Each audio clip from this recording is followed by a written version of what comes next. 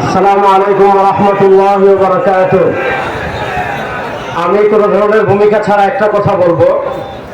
আমাদের শত্রু যখন হবে ধর্মনিরপেক্ষতা, আমাদের শত্রু যখন হবে আধিপত্যবাদী শক্তি, তখন আমরা তাওহীদ এবং রিসালতে বিশ্বাসী যত মুসলমান আছি, আমাদের আকীদাগত ইখতিলাফ থাকবে। যার যার আকীদা বিশ্বাস আপন জায়গায় রেখে সেকুলারিজম, ধর্মনিরপেক্ষতা, ভারতের আধিপত্যবাদ, আমেরিকার আধিপত্যবাদকে পরাজিত করার জন্য আমরা সবাই ঐক্যবদ্ধ হয়ে যাব। আপনারা দেখেছেন পাকিস্তানে একটা সংগঠন হয়েছিল মুত্তাহিদা মজলিস আমল, MMA, মুত্তাহিদা মজলিস আমল। সেখানে পাকিস্তানের মৌলানা ফজলুর রহমান সাহেব ছিলেন, পাকিস্তান জামাতে ইসলামী ছিল, পাকিস্তান আহলে হাদিস ছিল, পাকিস্তানের শিয়াদের সংগঠন ছিল। কেন তারা একত্রিত হয়েছেন? পারভেজ মুশাররফের মাধ্যমে যখন পাকিস্তানে আমেরিকার আধিপত্যবাদ চূড়ান্তভাবে প্রতিষ্ঠা হচ্ছিল এবং পাকিস্তানের সেকুলারিজমের ঘাঁটি গেড়ে শক্তিশালী হচ্ছিল, তখন পাকিস্তানের সব মত, সব ঘরানার উলামায়ে কেরাম ঐক্যবদ্ধ হয়ে নির্বাচন করেছিলেন। শুনেন, আমরা আহলুস সুন্নাহ ওয়াল জামাতের আকীদা বিশ্বাসী। আমাদের আকীদা বিশ্বাস এমন নয় যে কারো সাথে ইসলামের বৃহত্তর স্বার্থ নিয়ে বসলে আমাদের আকীদা চলে যাবে। যে আকীদা ইসলামের বৃহত্তর স্বার্থে বসলে, কারো সাথে বসলে চলে যাবে, ওই আকীদার আমাদের দরকার নাই। আমাদের বাংলাদেশের 1971 সালের পর থেকে আমাদের বাংলাদেশ রাষ্ট্রের মৌলিক দুইটা সমস্যা ছিল। একটা সমস্যা, এখানে ধর্মনিরপেক্ষতা আমাদের ধর্মবিদ্বেষ চাষ করা হয়েছে। আরেকটা সমস্যা হলো এখানে বাঙালি জাতীয়তাবাদের নামে ভারতীয় বয়ান আমদানি করা হয়েছে। আমরা স্পষ্ট ভাষায় বলি, বাংলাদেশে যারা বাঙালি জাতীয়তাবাদের রাজনীতি করে তারা বারবার ইসলামী শক্তির রক্তের উপর ক্ষমতায় গিয়েছে, রক্তের উপর ক্ষমতায় গিয়ে ইসলামের সাথে গাদ্দারি করেছে, করেছে।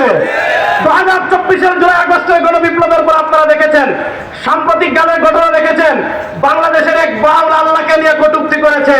বাংলাদেশের সব ধর্মপ্রাণ মানুষ তার বিরুদ্ধে ফুঁসে উঠেছে। শুনেন, আপনারা যদি আল্লাহকে গালি দেওয়া, নবীকে গালি দেওয়া আপনাদের বাক স্বাধীনতা বলেন, তাহলে তার জিহ্বা ছিঁড়ে ফেলে আমার হাতের স্বাধীনতা, তার চোখ তুলে ফেলে আমার হাতি সাথে স্বাধীনতা। প্রশ্ন হলো, বাউলের বিরুদ্ধে আল্লাহকে গালি দিয়েছে, সারা বাংলাদেশের মুসলমানরা প্রতিবাদ করেছে। বিএনপির মহাসচিব মির্জা ফখরুল ইসলাম আলমগীর সাহেব, আপনি আমাদেরকে বলেছেন আমরা নাকি ধর্মান্ধ। শোনেন, আগামী বাংলাদেশ ধর্মান্ধ মুসলমানদের হবে। যারা শরিয়া বিশ্বাস করে না, কোরআনকে বিশ্বাস করে না, তাদেরকে লঙ্কার দেখানোর জন্য প্রস্তুত আছে।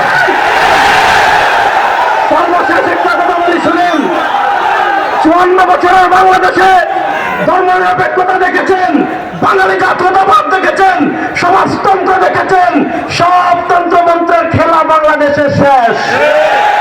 সব তন্ত্রমন্ত্র বাংলাদেশের মানুষ প্রত্যাখ্যান করে ফেলেছে। আমাদের বিশ্বাস চন্দ্রনায়ক গতকালকে আমাদেরকে বলেছেন, বাংলাদেশে আগামী নির্বাচনে নীরব একটা বিপ্লব হবে ইনশাআল্লাহ। সুতরাং এইবার টেকনাফ থেকে তেতুলিয়া, সিলেট থেকে নিয়ে পঞ্চগড়, পুরো বাংলাদেশে হাত পাখার বাতাস দেওয়ার জন্য প্রস্তুত আছেন না? আরে ভাই, কোন মার্কা আছে? ইসলামের পক্ষের কোন মার্কা আছে? ভারতের আধিপত্যবাদ মোকাবেলার কোন মার্কা আছে? পশ্চিম মাদ্রাসা রক্ষার কোন মার্কা আছে? পুলিশের মার্কা সবাই বলেন এবার যাবে সারা বাংলায়, বিশ্ববিদ্যালয়,